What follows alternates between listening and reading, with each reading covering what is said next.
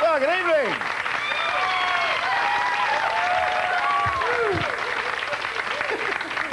Well, my name is Eddie Merrill, and as you can see, I'm toting some extra tonnage. Thank you very much. Yes, indeed. People seem to spot that right away. Especially thin people. They seem to think for some reason all fat guys are happy, jolly, ho-ho kind of fellas.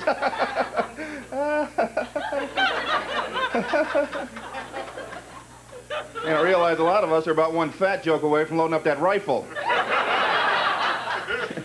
I probably shouldn't mention this because I don't look it, but I used to be in the neighborhood of 400 pounds. And I got to tell you, that's one neighborhood you just can't jog out of. Doesn't matter, though. Everywhere I go, people are still asking that same question. Gee, Ed, how the heck did you get so big? Not exactly sure, but I seem to know that eating and sitting around had a lot to do with it. Yeah, you inhale a side of beef and remain stationary for 8 hours. Your biscuits will pretty much swell up. What do you think? In fact, I go home, take off my pants. Poppin' fresh. It sounds like some of you have opened up a can of dinner rolls before, am I right? Oddly enough, that's exactly how I get out of my clothing. That's right, I run into the kitchen, slam my stomach on the counter. Ooh, naked now, time to party. Yeehaw! Maybe some of you folks can help me out. It's my personal belief, you might not share this, but I think there's too much stupidity on the planet. What do you think? Ever find yourselves tilting your head at stupid people? Doesn't do any good. They're just tilting it right back at you, wasting your day.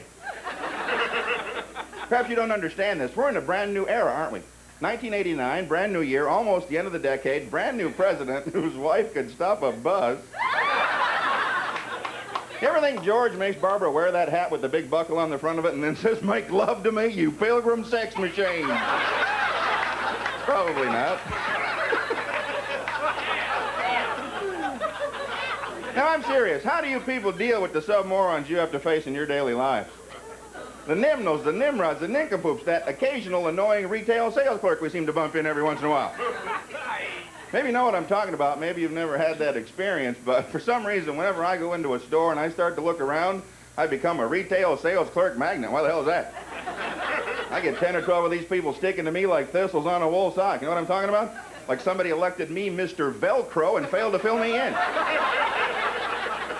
No, they're following me all around the store. Can I help you? Can I help you? Can I help you? You know, why? Was I knocking stuff over? What's the problem? These aisles seemed wide enough when I came in. Do they narrow down the further you get into the store? What's the big thing that happens to you? You bring 2 items to the counter. What do you have to hear every time? Will that be all? Gosh, there's going to be a test. I don't know if I'm ready. Let's review. 1, 2. That'll do it.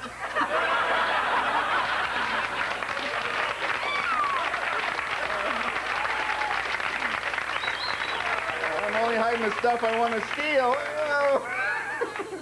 Give another example kind of thing I'm talking about. On the way over here tonight, I had to stop, put some gas in my car, and I probably shouldn't tell you what service station I stopped at. It's right around the corner. You can't miss it. I went in there to pay for my purchase. Very attractive woman behind the counter took my money quite happily and spoke English, which I thought was a plus.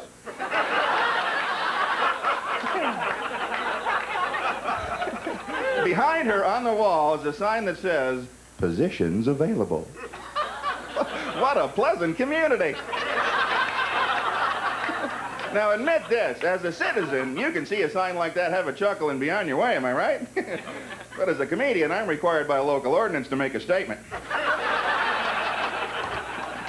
I looked her right in the face. I said, "Excuse me, ma'am, is this one taken?" "Oh, you're a jerk, aren't you?" "Well, yes, I am." I'm going to say some things now that might offend a few people, but that's my job, isn't it?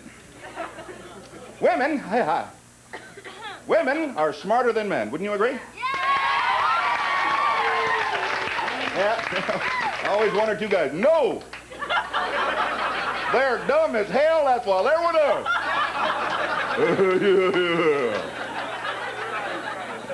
Gotta admit, sir, you're just looking at me like you came here to see shadow animals. What's your story? Trust me, I ain't got that kind of time, okay? Here's a whole darn zoo just for you.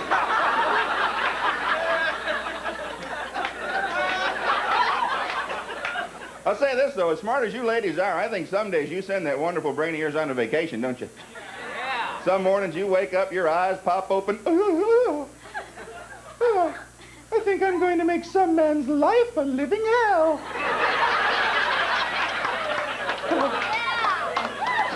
I gotta admit this to you, and women around the world know this. Men are pigs. We're swine. That's right. We're just having fun. Weren't for women, we'd never take a bath. No way.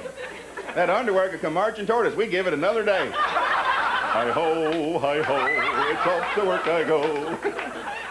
And they say that women are multi-orgasmic. This means that women can experience, what's the average, 2,000 to 3,000 orgasms a day? Is that about right? I'll admit you this, they're not all skyrockets, are they? Like, not at all. Most of them are like, is that for me? Missed it again. Oh. Gotta admit this, for that guy, that first orgasm, that's a cannon blast, isn't it? Better get in here. We'll start without you. I'm Eddie Merrill. You guys are a great crowd. Thanks a lot. Edward Merrill.